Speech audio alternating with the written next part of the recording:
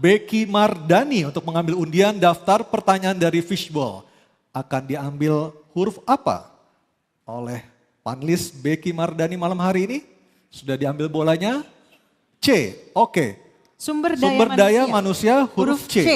Baik, ini dia. Kita buka terlebih dahulu. Amplopnya masih disegel? Masih disegel. Ini lengketnya lumayan lengket nih, Nis. Ya, ini tandanya sangat rahasia. Sangat rahasia. Oke, berhasil dibuka. Saya akan baca pertanyaannya subtema sumber daya manusia. Di Jakarta terdapat 267 kelurahan yang bisa dijadikan basis pembangunan masyarakat Jakarta menuju kota global. Namun dalam dinamikanya, kota global kerap kali menempatkan warganya bukan sebagai subjek pembangunan. Pertanyaan, bagaimana Anda menempatkan kelurahan sebagai pusat penguatan sumber daya manusia yang inovatif, mandiri, dan berkarakter dalam pembangunan berkelanjutan dan berkeadilan? Baik, silakan. Waktu Anda 2 menit, Bapak silakan. Kita tahu bersama, Jakarta sekarang menempati nomor 74 dari 156 kota global. Jakarta hanya unggul 2 poin dari Manila dan 4 poin dari Bangkok. Saudara-saudara sekalian, apa yang akan kami lakukan untuk itu? Kita tahu bersama, sebagai kota global, yang pertama yang paling penting adalah aktivitas bisnis atau perekonomian. Yang kedua, sumber daya manusia. Yang ketiga, dukungan politik. Yang keempat adalah keterbukaan informasi. Dan yang tidak kalah penting adalah kesiapan kita untuk menjadi kota global.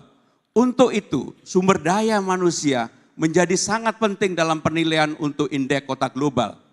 Dalam indeks yang dikeluarkan oleh PIRNI, sumber daya manusia 30% menempati itu. Kelurahan kita ada 267. Apa yang harus dilakukan? Seperti yang saya katakan tadi, maka kita harus yang namanya Kartu Jakarta Pintar, Kartu Jakarta Sehat, dan juga untuk para mahasiswa KJMU, betul-betul negara harus hadir untuk itu. Inilah yang menjadi persoalan, kenapa sumber daya manusia kita seringkali tidak siap.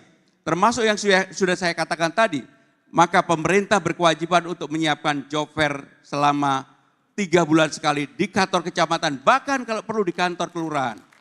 Inilah yang akan kami lakukan secara detail. Untuk itu, supaya kita bisa menaikkan menjadi kota global, saya bercita-cita, kalau saya dapat amanah ini, saya yakin, hakul yakin, 5 tahun ke depan Jakarta menjadi 50 kota global dunia, dan artinya naik peringkat yang cukup tinggi setara dengan Bangkok pada saat ini. Terima kasih. Baik, terima kasih. Calon Gubernur nomor urut 3, dan berikutnya saya akan mempersilakan calon Gubernur nomor urut 1 Bapak Ridwan Kamil menanggapi jawaban dari Cagup nomor urut 3, waktunya 1 menit, kami persilakan.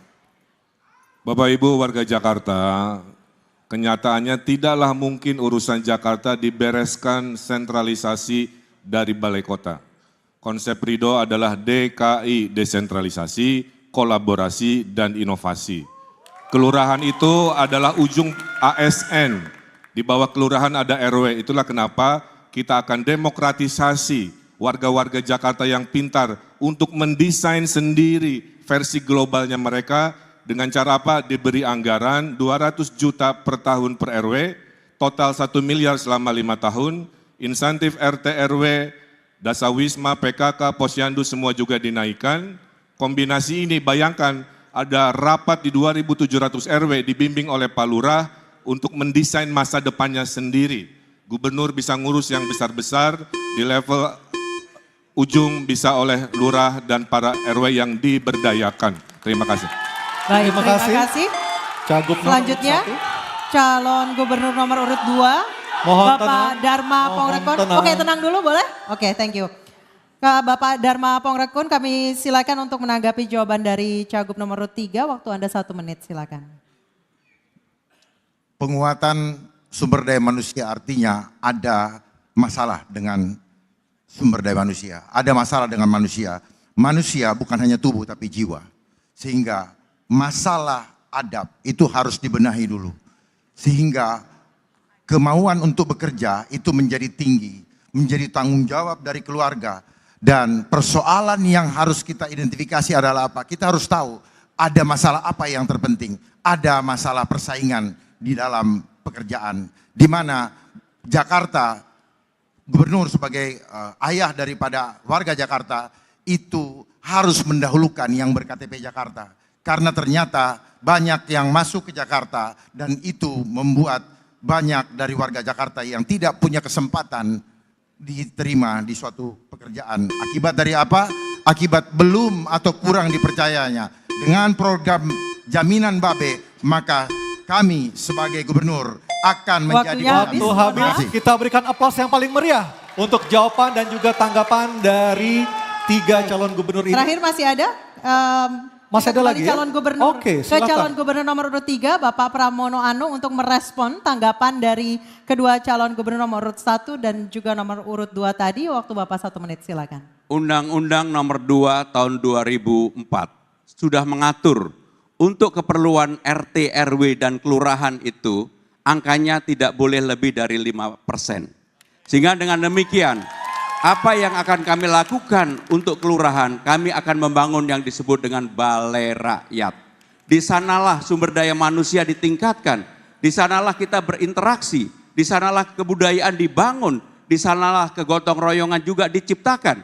Dan yang paling penting, apa yang menjadi pertanyaan di bawah, bagaimana untuk urusan yang mendasar kalau mereka mau mengawinkan anaknya, mau mekintankan anaknya, ada tempat di mana balai rakyat. Ini bagian dari mendorong agar sumber daya manusia di tingkat paling bawah di kelurahan bisa dihidupkan. Dan saya yakin-yakinnya bahwa itu bisa dilakukan dan pasti akan membawa manfaat yang cukup besar bagi masyarakat. Terima kasih. Terima kasih calon gubernur nomor urut 3. Dan kita berikan aplaus yang paling meriah untuk